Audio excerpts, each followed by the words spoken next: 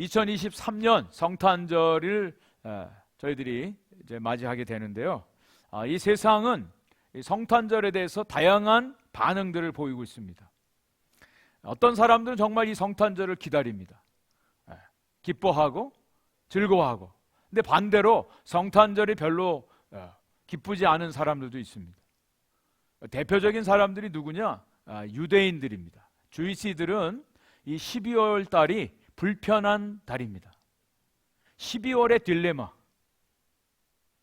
이분들은 겨울철 절기 하누카라고 하는 것이 있는데 수전절이라고 하죠. 성전을 정결케 하는 절기예요.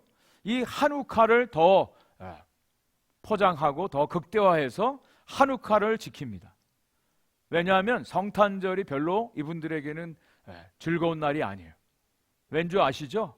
이 유대인들은 예수님을 구세주로 믿지 않기 때문에 그렇습니다. 그래서 의도적으로 이 성탄절을 배제시키고 자제하는 12월의 딜레마를 지내는 사람들입니다. 또 무슬림들은 성탄절을 별로 좋아하지 않습니다. 그래서 저희들이 사역했던 인도네시아에 성탄절만 되면 테러가 일어납니다. 그래서 인도네시아 교회는 12월 초부터 내년 1월까지 임의로 성탄절 예배를 정해서 드립니다. 12월 25일 날 예배 드리지 않아요. 왜냐하면 그때가 타겟이 되기 때문에. 이 세상 사람들은 어떻습니까?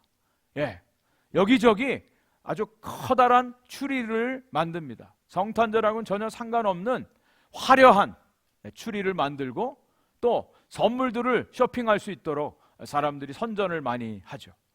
왜냐하면 이때가 대목이기 때문에 그렇습니다.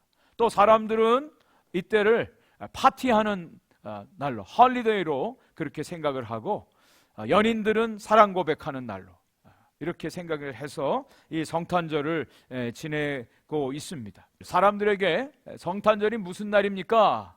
물어보면 많은 사람들이 선물을 생각하고 선물 주고받는 날 그렇게 이야기를 합니다. 그것도 선물을 산타크로스가 전해준다. 어릴 때부터 그렇게 들어서 어린아이들은 정말 산타크로스가 선물 갖다 주는 날로 그렇게 생각을 하죠. 사람들은요 선물 주고받는 걸 너무너무 좋아합니다. 경제 용어 중에 gift economy라고 하는 단어가 있습니다. 선물 경제라고 하는 뜻인데요. 사람들은 이 선물을 주거나 또 받는 거를 이렇게 좋아해요. 근데 여러분 선물에 세 가지 중요한 특징이 있다고 합니다. 선물은 상호성을 가지고 있어요. 서로 주고받아야 돼요. 일방적이 되어서는 진정한 선물의 의미가 되지 않습니다. 또 선물에는 적정성이 있어요. 적당한 선물을 주고받아야 돼요. 만약에 그 이상 넘어가면 그것은 뇌물이 되어지는 경우가 있기 때문에 그렇습니다. 그리고 세 번째로는 공감성이 있습니다.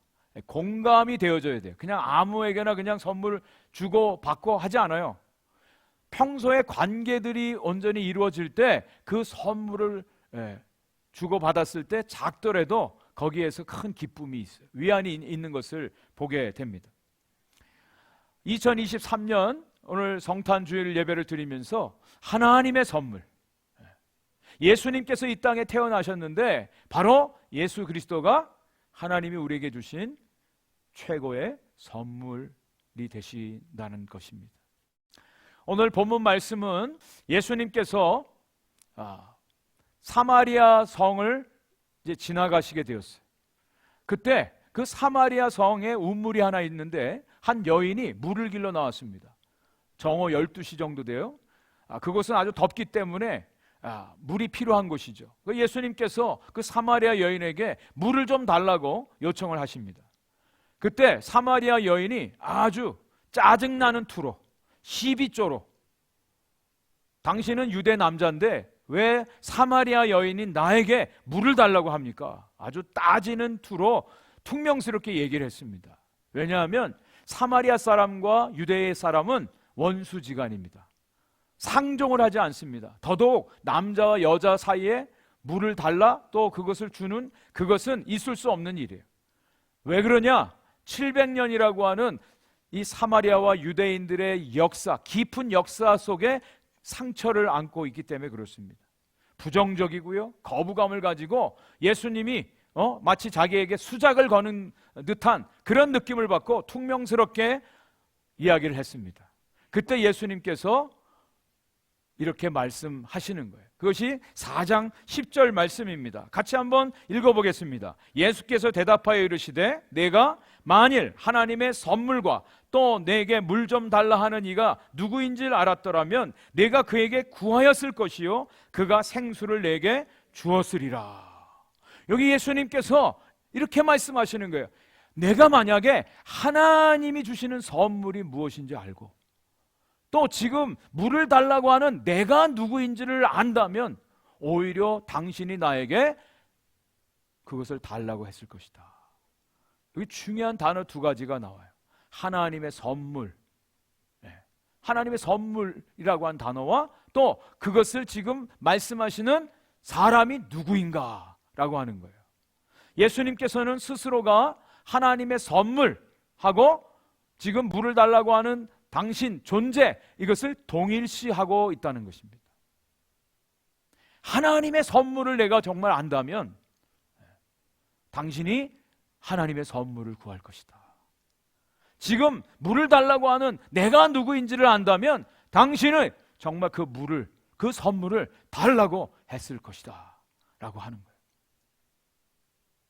예수님은 스스로가 하나님이 이 땅에 보내신 하나님의 선물로 인식을 하고 계세요. 선물로 이 땅에 오셨다는 거예요. 선물된 삶으로 이 땅에 오셨어요.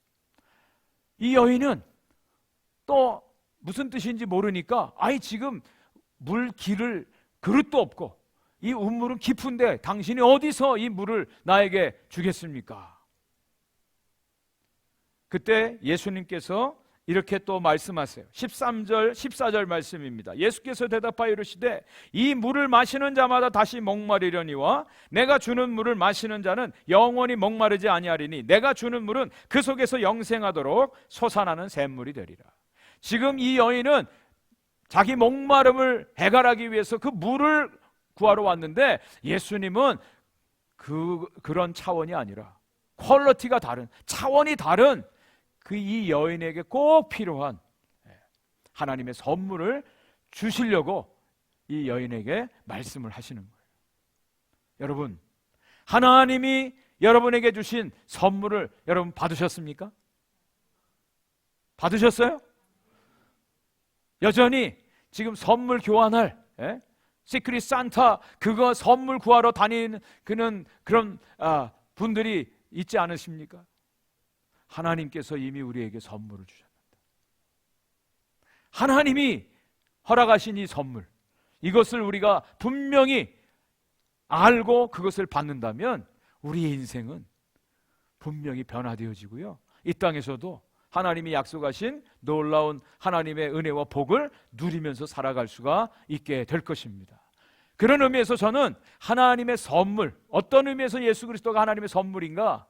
하나님의 선물이 갖고 있는 세 가지의 가장 중요한 비밀, 특징을 함께 나누면서 오늘 말씀을 전하려고 합니다. 여러분, 하나님의 선물, 진정한 선물은요, 준비되어져야만 되는 선물이에요. 어떤 가정에 남편이 커다란 꽃다발을 하나 가지고 들어왔습니다. 그러면서 아내에게 딱 안기면서 이거 받으라고, 그러면서 요 얘기는 하지 말아야 되는데 한마디 한 거예요. 집에 오다가 주웠어. 이 말을 한 거예요. 그래서 이 꽃다발을 받은 이 아내가 어떻게 한 줄 아세요? 그 남편 얼굴에다 그거를 던져버렸어요. 왜요? 주웠다는 얘기예요. 근데 실은 주운 게 아닌데, 비싼 돈 들여서 꽃을 사왔는데 입이 방정이라고 왜 그 말을 해서 마음도 상하고 꽃도 다 망가뜨려요. 사랑하는 여인끼리 이제 결혼을 앞두고 보면은 그 프로포즈 하는데 이 남편 될 남자들이 아주 007 작전을 방불한 그런 작전을 세우더라고요. 벌써부터 미리 돈을 모아서 반지를 사고요, 그리고 절대 알면 안 되잖아요. 그리고 언제 어떻게 그 프로포즈 할 것인가 계획을 짜고 친구들 동원하고 뭐 여러 가지를 합니다. 여러분, 정말 진정한 선물은 그냥 즉흥적으로 길에서 주었다고 주는 것, 그건 선물이 아니죠. 진정한 선물은 준비되어지는 선물이에요. 하나님께서 저와 여러분들에게 예수 그리스도를 이 땅에 보내어서 선물로 주시는데 그냥 즉흥적으로 예수님 보내어 우리에게 선물로 주셨나요? 그렇지 않아요. 하나님께서 준비하시고 계획하시고 하나님의 때에 그 선물을 우리에게 주셨어요. 구약 성경이 바로 하나님이 하나님의 선물 예수 그리스도를 우리에게 주시기 위한 하나님의 계획, 하나님의 준비를 우리에게 보여줍니다. 플로이드 해밀턴이라고 하는 분이 기독교 신앙의 기초라고 하는 책에서 예수 그리스도의 탄생에 대한 구약의 예언이 신약에 와서 이루어지는 횟수가 몇 번 정도 되는가, 그걸 조사했어요. 그랬더니 모두 332번이 나와요. 구약 성경에 332번의 예언이 있고 그것이 그대로 응답이 되어졌다는 거예요. 여러분께 여쭤보겠습니다. 하나님이 예수 그리스도를 이 땅에 선물로 보내주시는데 언제부터 준비하셨을 것으로 생각되십니까? 언제부터 준비하셨을 것 같아요? 예? 만세 전부터, 창세 전부터 하나님이 선물을 준비하셨다고 성경은 분명히 말씀하고 있어요. 에베소서 1장 3절 4절 말씀입니다. 찬송하리로다 하나님과 우리 주 예수 그리스도의 아버지께서 그리스도 안에서 하늘에 속한 모든 신령한 복을 우리에게 주시되 곧 창세전에 그리스도 안에서 우리를 택하사 우리를 사랑 안에서 그 앞에 거룩하고 흠이 없게 하시려고. 저는 이 말씀을 믿습니다. 예수 그리스도를 우리에게 선물로 주시는데 하나님이 언제부터? 창세 전부터 준비하셨다는 거예요. 우리 시간이라고 하는 것은 인간들의 세상 속에서만 필요해요. 하나님은 시간과 공간을 초월해 계신 분이에요. 우리에게는 이 창세전부터 계획하셨다는 말이 잘 이해할 수가 없어요. 그러나 하나님은 얼마든지 창세전부터 계획하시고 준비하실 수 있는 분이에요. 하나님이 첫 번째 아담과 이브 사람을 만드셨어요. 선악과를 따먹지 말라 그러셨어요. 그런데 인간들이 하와가 이 사단의 유혹을 받고 선악과를 먹었어요. 하나님께서 그 뱀에게, 사탄에게 말씀하신 말씀이 창세기 3장 15절에 나옵니다. 내가 너로 여자와 원수가 되게 하고 내 후손도 여자의 후손과 원수가 되게 하리니 여자의 후손은 내 머리를 상하게 할 것이요 너는 그의 발꿈치를 상하게 할 것이니. 갑자기 창세기 창조의 사건 속에 여자의 후손이라는 단어가 나와요. 모든 사람들은 다 남자의 후손이에요. 남자의 씨를 통해서 남자의 DNA를 받고 태어납니다. 그런데 단 한 분, 예수 그리스도만이 여자의 후손이에요. 남자가 없이 성령으로 잉태되신 예수 그리스도를 말씀해 주고 있습니다. 하나님께서 이 땅에 예수 그리스도를 보내주시는 이 계획은 창세전부터 계획하셨고 그것이 이 창조 사건 인류의 역사 시작할 때부터 하나님이 계획 가운데 이 일을 이루신 것을 말씀해 주고 있습니다. 그 때가 되었어요. 언제일까요? 예수님이 이 땅에 태어나신 2000년 전 이 성탄절에 갈라디아서 4장 4절 5절 말씀입니다. 같이 한번 읽어보겠습니다.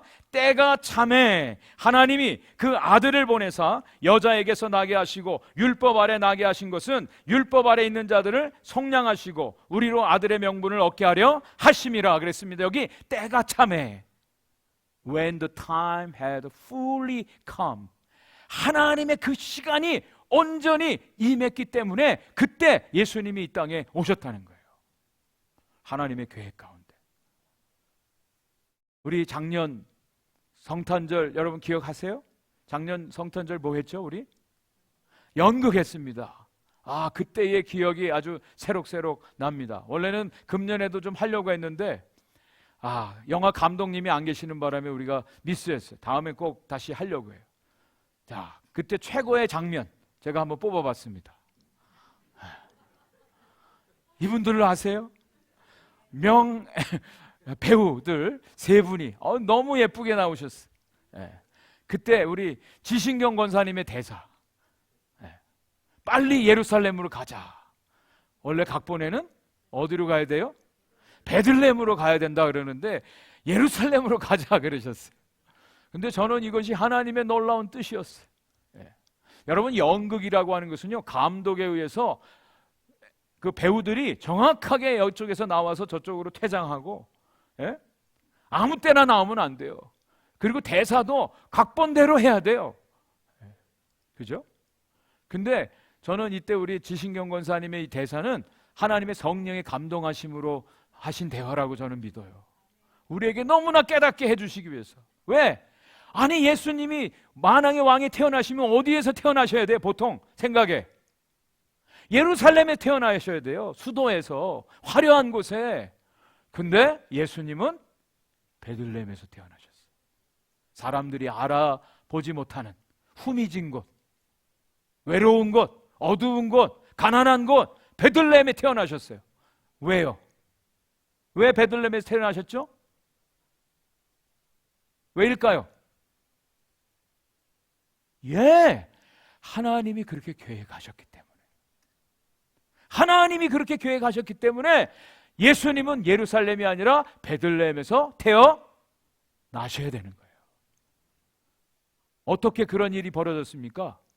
호적하는 일이 있어서 원래는 나사렛에서 살고 있던 요셉과 마리아가 호적하러 베들레헴으로 갔다가 거기서 예수를 낳은 거예요. 하나님의 역사는요, 한치의 오차도 없어요. 하나님의 때, 하나님의 역사가 온전하게 이루어졌어요. 하나님이 이 땅에 선물로 예수 그리스도를 태어나게 하신 이 사건은요, 하나님의 역사예요. 하나님이 이루신 일입니다. 그래서 누가복음 2장 10절 11절에 예수님이 태어나실 때 천군 천사들이 이렇게 찬양했다고 성경은 기록하고 있습니다. 무서워하지 말라. 보라, 내가 온 백성에게 미칠 큰 기쁨의 좋은 소식을 너희에게 전하노라. 오늘 다윗의 동네에 너희를 위하여 구주가 나셨으니 곧 그리스도 주시니라. 천사들이 선포했어요. 천사들이 선포했어요. 이 오늘이라고 하는 today라고 하는 이 단어는요, 그날 실제적인 역사적 사건으로 이루어졌음을 말씀해 주는 거예요. 그냥 예수님이 이 땅에 오신 것이 어떤 꾸며낸 이야기나 소설 속의 이야기가 아니라, 신화적인 이야기가 아니라 역사 가운데 우리 하나님의 선물 예수 그리스도가 이 땅에 찾아오신 역사적인 사건이라는 거예요. 여러분, 이 사건을, 이 사실을 분명히 믿을 때 저와 여러분들의 인생이 하나님께 온전히 드려질 수가 있습니다. 정말 이것이 사실이라면, 저와 여러분들은 정말 하나님의 선물을 받은 수주 맞은 사람들이에요. 그렇지 않습니까? 수주 맞은 사람들이에요. 다른 사람들로부터 선물 못 받았다고 슬퍼하지 마십시오. 낙심하지 마십시오. 이미 저와 여러분들은 하나님의 선물을 이미 받은 사람들입니다. 우리 옆에 분들에게 그렇게 한번 얘기를 해주세요. 당신은 하나님의 선물을 받으셨습니다. 이미 받으셨습니다. 한번 좀 얘기를 해주세요.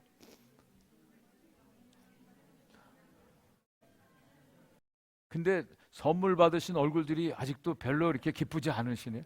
예? 네. 정말 하나님의 선물을 우리가 받았어요. 자, 두 번째, 하나님의 진정한 선물은요, 원하는 것을 받은 게 아니라 필요한 것을 받았어요. 여러분, 진짜 선물은요, 내가 원하는 것을 주로 구할 때가 있는데, 원하는 것보다 필요한 것을 내가 받을 때 더 기쁨이 있어요. 오늘 본문에서 사마리아 여인이 낮 12시에 물 길러 갔습니다. 낮 12시는 사람들이 오지 않는 때예요. 이 여인은 일부러 그 시간에 갔어요. 사람들은 아침나절에 물길로 가요. 무엇을 말하냐면 이 여인은 사람들 얼굴 보기 싫은 거예요. 만나고 싶지 않아요. 왜? 숨기고 싶은 과거가 있기 때문에. 물은 마셔야 되고, 그래서 우물을 가지만, 그러나 사람들은 보고 싶지 않아요. 이 여인에게는 육신적인 목마름이 있었어요. 팔레스틴 지역은 뜨거운 사막 기후입니다. 물이 꼭 필요해요. 그래서 물길로 갔어요.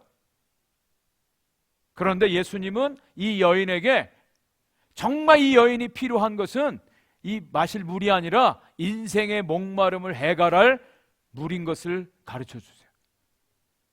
그래서 예수님께서 이 여인에게 남편을 데려오라고 말씀합니다. 근데 남편이 없어요. 원래는 5명이나 있었는데 다 갈아치우고 지금 남편도 자기 남편이 아니에요.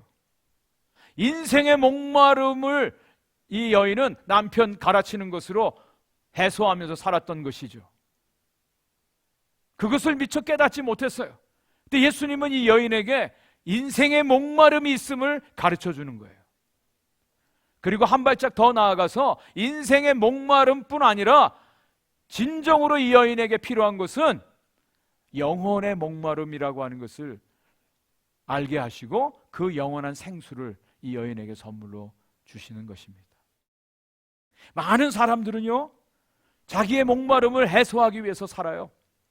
그 목마름을 해결하기 위해서 여기저기 찾아다닙니다. 원함을 따라 살아가는 거죠. 여기에 대해서 전도서 기자는 전도서 3장 13절에 이렇게 말씀하고 있습니다. 사람마다 먹고 마시는 것과 수고함으로 낙을 누리는 그것이 하나님의 선물인 줄도 또한 알았도다. 네, 먹고 마시고 수고하는 거, 이 세상 살아가는 거, 이것도 하나님의 선물이에요. 일반적인 보편적인 선물이라고 말합니다. 그런데 이것만 가지고는 우리가 진정으로 우리의 인생의 해결을 얻을 수가 없어요. 그래서 C.S. 루이스의 스승인 조지 맥도날드라고 하는 스코틀랜드의 작가가 이런 얘기를 합니다. 인간은 원하는 바를 얻지 못한다. 왜냐하면 가장 좋은 걸 원하지 않기 때문이다. 사람들이 뭘 원하긴 원하는데 그걸 얻지를 못해요. 가장 좋은 걸 원하지 않기 때문에. 자기들은 원한다고 생각해요. 그런데 정말 원하는 것, 그것은 다른 말로 말씀드리면 필요한 것이에요. 그 필요한 것이 뭔지를 모르고 살아가는 거예요. 그것이 우리 인생들이에요. 그런데 우리 주님은 우리에게 원함이 아니라 정말 필요한 것을 우리에게 주시기 위해서 이 땅에 오셨습니다. 진짜 선물은 우리가 원하는 게 아니에요. 우리에게 필요한 것이. 그 필요한 것이 우리에게 주어질 때 우리의 인생이 달라집니다. 저와 여러분들이 물론 원하는 것이 있죠. 그런데 그거보다 하나님은 우리의 필요한 것을 주셨어요. 그것은 바로 영원한 죄 가운데 있는 사망 가운데 건져주시는 거예요. 구원이라고 하는 겁니다. 이것이 하나님의 선물로 우리에게 주어집니다. 우리 인간들은 죄로 말미암아 거기서부터 고통이 시작됐어요. 미움과 다툼이 시작됐고요. 모든 문제 그리고 죽음까지도 거기에 다 포함이 돼요. 저는 어제 아는 우리 집사님의 장례식에 참여하고 왔습니다. 이분은 아주 건강하셨던 분이에요. 열심히 일했던 분이에요. 근데 60대 중반의 나이로 하나님이 부르셔서 일주일 전에 하늘나라 가셨어요. 어제 장례식에 참석했어요. 장례식 내내 그 딸이 울기 시작, 처음부터 끝까지 우는데 온 장례식장이 그냥 울음으로 계속 통곡하면서 우는 거예요. 아무리 건강해도요, 하나님이 부르시면 그냥 가는 거예요. 아무리 많은 것을 가지고 있어도요, 그냥 가게 돼 있어요. 아무리 많은 지식을 가지고 있어도 하나님께서 부르시면 그냥 가는 거예요. 죽음이라는 것이 왜 이 세상 가운데 왔습니까? 우리 인간들의 죄 때문에. 죄로 말미암아 우리 사람들에게 죽음이라는 것이 왔어요. 근본적으로 우리 사람들은 다 죽음에 대한 두려움을 갖고 살아가요. 아무리 많은 것을 가지고 있어도, 자기 원하는 것이 이루어졌어도 늘 불안하고 염려가 되고 걱정이 많은 것이 인생이에요. 그런데 우리 주님은 영원한 생명, 하나님의 구원을 선물로 주시기 위해서 이 땅 가운데 오셨습니다. 이것을 성경은 이렇게 말씀해 주고 있어요. 에베소서 2장 8절 말씀입니다. 다 같이 한번 읽어보겠습니다. 시작. 너희는 그 은혜에 의하여 믿음으로 말미암아 구원을 받았으니 이것은 너희에게서 난 것이 아니요 하나님의 선물이라. 믿으십니까? 구원이 우리의 의나 우리의 노력으로 얻어지는 것이 아니라 하나님의 주어지는 선물이래요. 선물입니다. 하나님이 주시지 않으면 받을 수 없는 거예요.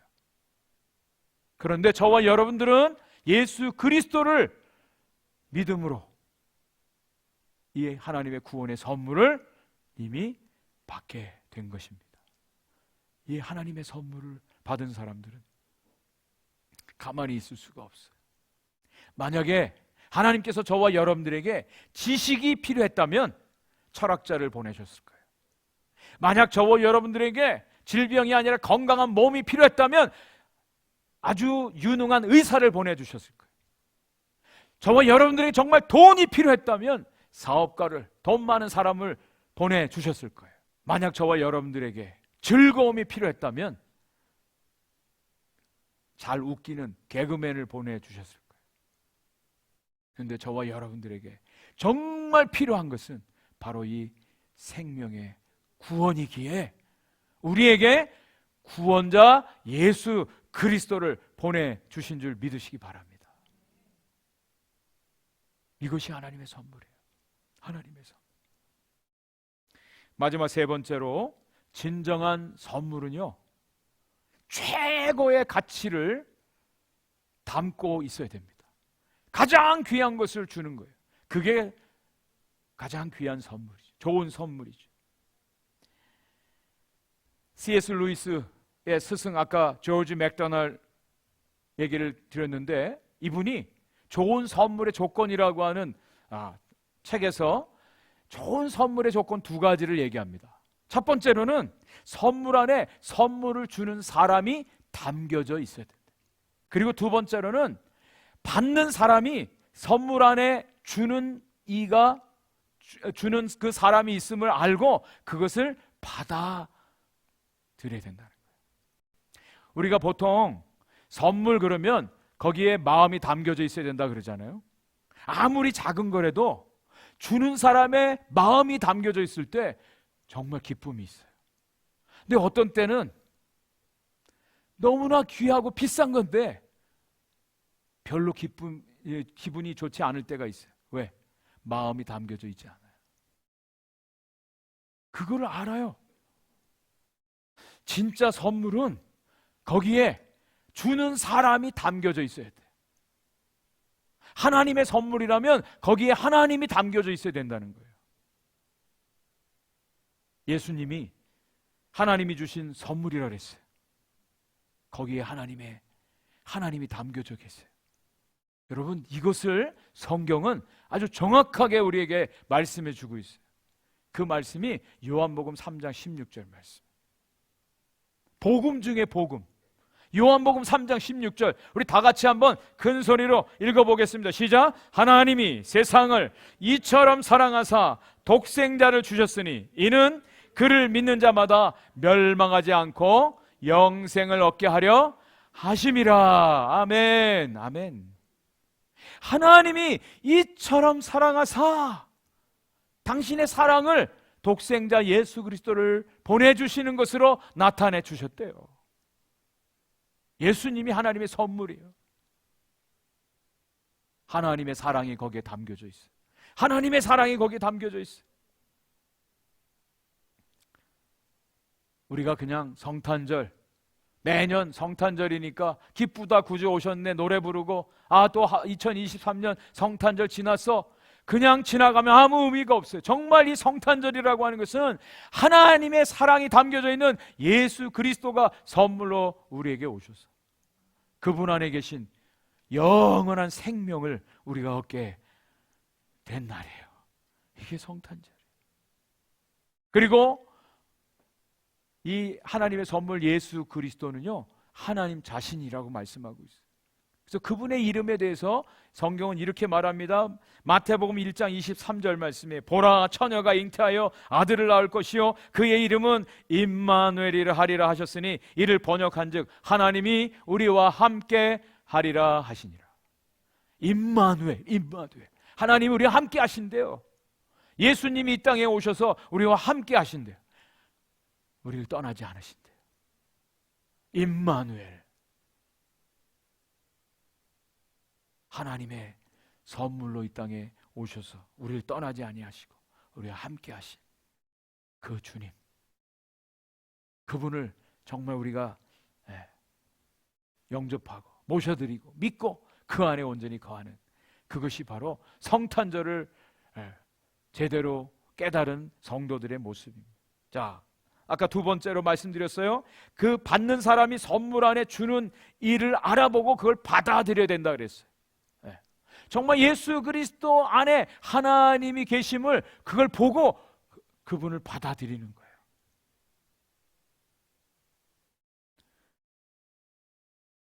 여기에 대해서 요한은 이렇게 증거를 합니다. 요한복음 1장 14절 말씀에 말씀이 육신이 되어 우리 가운데 거하심에 우리가 그의 영광을 보니 아버지의 독생자의 영광이요 은혜와 진리가 충만하더라. 예수님 안에 무엇이 충만하다고요? 하나님의 영광이 충만하다.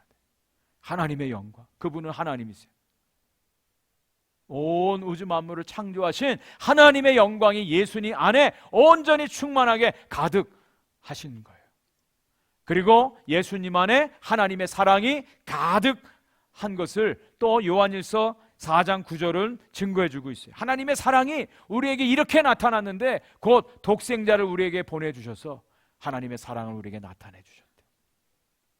하나님의 영광과 하나님의 사랑이 예수님 안에 충만하게 나타나셨어요. 하나님의 선물. 저는 예수 그리스도가 하나님의 가장 좋은 선물, 최고의 선물인 그 가장 확실한 이유가 바로 그 예수님이 우리를 위해서 자신의 모든 것을 다 내어주셨어요. 선물 중에 최고의 선물은 자신의 전부를 주는 거죠. 그냥 소속된 어떤 것을 주는 게 아니라 자신의 모든 것을 주는 것, 그것이 바로 최고의 선물이에요. 그래서 로마서 8장 32절에 자기 아들을 아끼지 아니하시고 우리 모든 사람을 위하여 내어주신 이가 어찌 그 아들과 함께 모든 것을 우리에게 주시지 아니하시겠느냐. 하나님이 최고의 선물 예수 그리스도를 우리에게 주셨어요. 자신의 몸을 희생하면서까지 우리에게 자신을 다 내어주셨어요. 이거보다 더 큰 선물은 없습니다. 2001년 9월 11일 날 뉴욕에서 이 트레이드 센터 폭탄 테러가, 비행기 테러가 있었죠. 그때 희생당한 사람들이 3,000명이에요. 미국 정부에서 이 희생당한 사람들에게 보상을 해주는 일을 했습니다. 그 모든 책임을 맡은 사람이 케네스 파인버그라고 하는 전 연방 검사예요. 이 사람이 중심이 돼서 팀을 만들어서 무고하게 희생당한 3,000명에게 다 돈을 지급해 주는 그 일을 했습니다. 그 기준이 3가지가 있었어요. 첫 번째로 비경제적 가치를 먼저 계산했어요. 그 사람, 죽은 사람, 그냥 한 사람당 25만 불씩 다 주는 거예요. 부자든 가난한 사람이든 다 25만 불.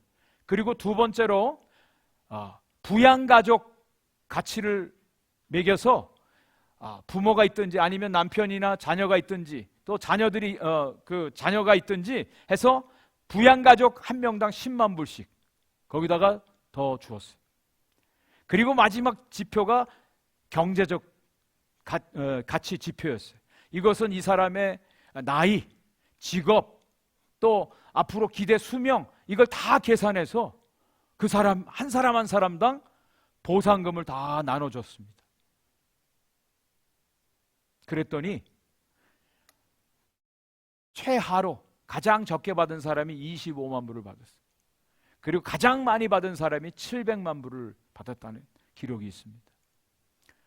이거를 바탕으로 해서 어떤 분이 생명 가격표라고 하는 것을 만들었어요. Ultimate Price. 한 사람 한 사람들의 생명 가격표를 다 만든 거예요. 여러분들은 한 얼마 정도 되신다고 생각이 되십니까? 가장 최근에 아주 귀한 선물을 받으신 분들이 저희 교회에 계세요. 이 가운데 계신데 누구냐면 우리 강대성 선교사님, 강미희 선교사님. 이분들이 최근에 손녀딸을 얻으셨어요. 네, 손녀딸을. 그 이름이 혜성이에요. 혜성같이 나타나서 혜성이. 그래서 매일같이 그 손녀딸을 아련하기 위해서 매일 거기를 가십니다. 가스비가 비싸도 상관없어. 매일 가세요. 피곤해도 가세요. 그 앞에서 재롱을 떠시고 그 손녀가 한번 웃는 것으로 마음의 위로를 삼고 하루를 시작하신답니다. 여러분, 그 손녀딸 다른 것과 바꿀 수 있을까요? 다른 어떤 것을 준다고 우리 두 분이 그 손녀를 바꿀 수 있을까요? 여러분들에게 있어서 최고의 가치는 무엇일까요? 여러분들이 정말 가장 소중하게 여기는 것은 무엇일까요? 우리 주님이 자신의 생명을 우리를 위해서 다 선물로 내어 주셨어요. 성탄절은 바로 예수 그리스도가 저와 여러분들을 위해서 자신의 생명을 다 내어 주시기 위해서 이 땅에 오신 날입니다. 하나님의 선물로. 우리는 그 선물을 겸손하게 받아들이는 거예요. 기쁨으로 받아들이는 거예요. 감사함으로 받아들이는 거예요. 그리고 그분을 경배하는 것입니다. 높여드리는 것입니다. 그리고 주님이 우리를 사랑해 주신 그 사랑을 다른 사람들에게 전해주는 것이죠. 성탄의 기쁜 소식을, 이 복음을 전해주는 것입니다. 하나님의 선물을 받으신 우리 오픈도어의 모든 성도 여러분 축하드립니다. 여러분은 이미 하나님의 선물을 받으셨습니다. 그 선물을 누리시기 바랍니다. 그리고 그 선물을 다른 사람들에게도 나눠주시는 2023년 성탄절이 되시기를 주의 이름으로 간절히 축원을 드립니다.